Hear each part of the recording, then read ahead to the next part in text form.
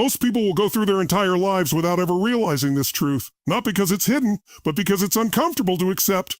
The way you begin your morning is not a small habit, it's not a motivational trend, it's not a productivity trick. It is the foundation upon which your entire life is built. Every single morning before you speak to anyone, before you check anything, before your feet even touch the floor, a decision is being made, whether you are aware of it or not. That decision determines whether you take command of your mind, your emotions, your energy, or whether you surrender that control to the outside world.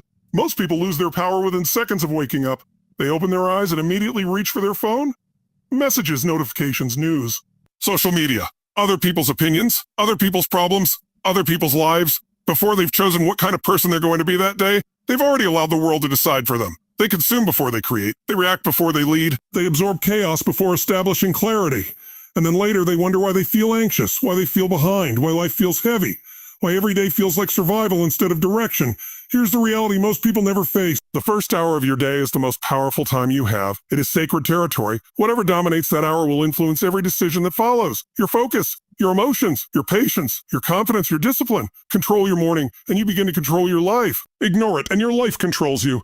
When you wake up, you enter a rare window of opportunity. Your mind is open, your nervous system is impressionable. You are not yet overwhelmed. You are not yet reacting. You are standing at the doorway of the day. But if you don't claim that doorway, something else will. Your job will claim it. Your responsibilities will claim it. The news will claim it. Social media will claim it. And suddenly you're no longer living intentionally. You're surviving moment to moment. This brings us to something most people don't understand. Your internal state. Your emotional and mental state is the filter through which you experience reality. It determines how you interpret everything that happens to you. In a powerful state, obstacles look like challenges meant to be conquered.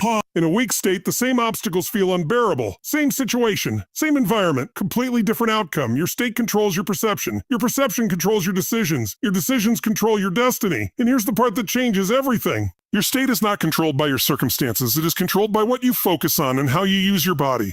Most people believe their emotions are reactions. They think stress comes from work. They think frustration comes from people. They think unhappiness comes from circumstances.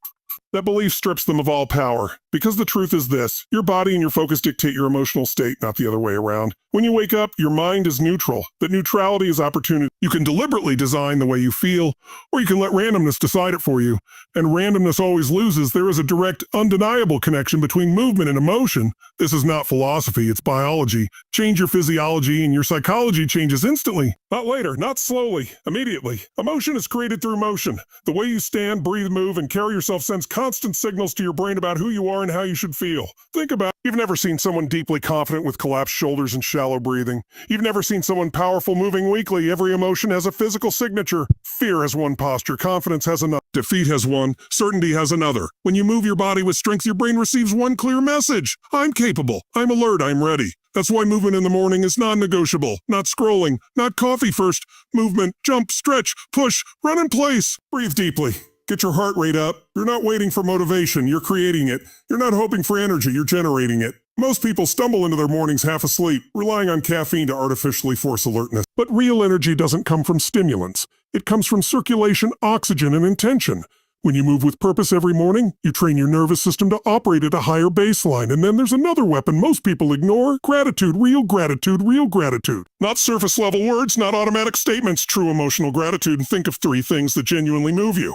Things that make you feel something in your chest, not repetitive answers, real awareness. Your breath, your ability to walk, someone who stood by you. The fact that you survived something you once thought would destroy you. Why does this work so powerfully? Because gratitude and fear cannot exist at the same time. Gratitude and anger cannot coexist. Gratitude shuts down destructive emotions at the neurological level. Most people wake up focused on lack. What went wrong? What's missing? What might fail? And whatever you focus on becomes your emotional reality. Focus creates feeling. Feeling reinforces belief. Belief shapes behavior. When you consciously train your mind to notice what is good, strong, and meaningful, you rewire your brain toward fulfillment. And then comes one of the most powerful truths in neuroscience. Your brain does not clearly distinguish between a vividly imagined experience and a real one. When you imagine something with emotion, clarity, and detail, your brain activates the same neural networks as if it were actually happening. That's why elite athletes visualize. That's why performers rehearse mentally. That's why visualization works. So after movement and gratitude, you visualize your day, not vaguely, not casually. You see yourself responding calmly instead of reacting emotionally. You see yourself speaking with confidence. You see yourself choosing discipline over impulse. You see yourself showing patience, focus, and strength. You feel it. Your nervous system begins to recognize that pattern. You're not fantasizing, you're programming. You're building a mental blueprint your brain will follow throughout the day.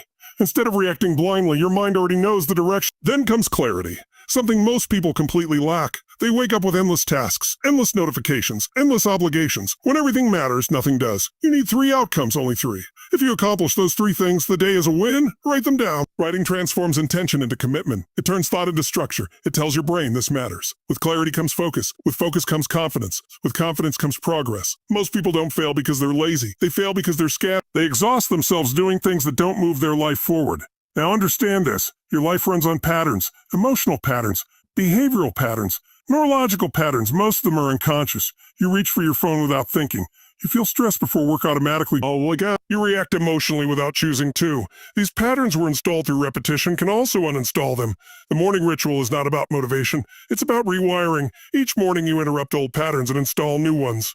You teach your nervous system a new identity. This is who I am now. This is my standard. With consistency, effort becomes automatic. But consistency is where most people quit. They do it for a few days, they feel better. Then life interrupts, and they stop. And once they stop, the old wiring takes over again. 30 days. That's the minimum. 30 days of consistent morning conditioning rewires your brain. Neural pathways strengthen, habits become default. You stop forcing discipline, it becomes identity. Confidence grows because you keep promises to yourself. Energy rises because your body adapts. Challenges shrink because your perspective shifts. And then something interesting happens. Your energy changes. Everything is energy, including you.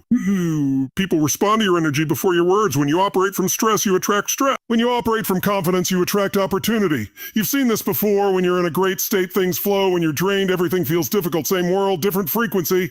Energy speaks first. That's why 2 people can say the same words and get completely different results. It's not what's said, it's who's saying it. And you choose who you are every morning. Most people wait for life to improve before changing how they feel. That's backwards. Your emotional state creates your circumstances, not the other way around. And this leads to standards. Your life is not a reflection of your dreams. It's a reflection of what you tolerate. You don't rise to goals. You fall to standards. If you tolerate chaos in the morning, chaos becomes normal. If you tolerate distraction, defines your life.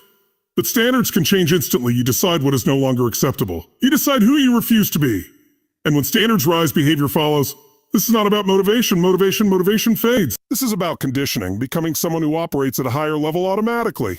Every morning you either vote for your future self or for your old identity, and every vote counts. We all live 2 lives, the one we are living and the one we know we are capable of living. The distance between them is created by patterns. Change the patterns, the gap begins to close. Imagine 1 year of disciplined mornings, 10 minutes a day, movement, gratitude, visualization, clarity. Who would you become? Now imagine 1 year of doing nothing differently. You already know that outcome. The question isn't whether this works, the question is whether you will do it. Most won't, but you didn't listen this far by accident. Something inside you knows you're capable of more.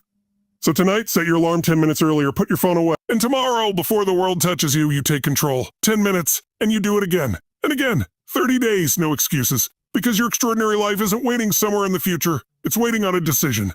And that decision begins tomorrow morning.